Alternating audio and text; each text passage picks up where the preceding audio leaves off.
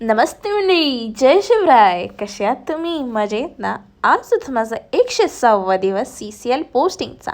गेल्या मॅमने आम्हाला ZN स्टेन फ्रॉम स्क्रॅच कसं बनवायचं, त्याची प्रोसिजर काय आहे, कुठल्या पॉईंटला त्याला हीट करायचं आहे, किती रूम टेम्परेचरवर त्याला आपल्याला ओव्हरनाईट ठेवायचं आहे हे सांगितलं. आणि आज मी तुम्हाला सिकलिंग टेस्ट ह्याची प्रोसिजर सांगणार आहे.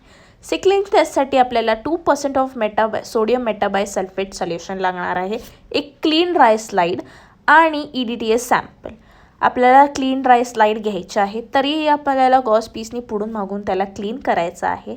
2 ड्रॉप्स ऑफ 2% ऑफ सोडियम मेटाबायसल्फेट टाकायचं आहे आपल्याला त्याच्यावर. आणि 10 मायक्रोलिटर आपल्याला ब्लड सॅम्पल त्याच्यामध्ये टाकायचं आहे. प्रॉपरली मिक्स करायचं आहे. मिक्सिंग इथं खूप मॅटर करतं, कारण की हे ओव्हरनाईट पेट्री डिशमध्ये 24 आवर्स ठेवणार आहोत आपण, आणि मग दुसऱ्या दिवशी आपण ह्याचं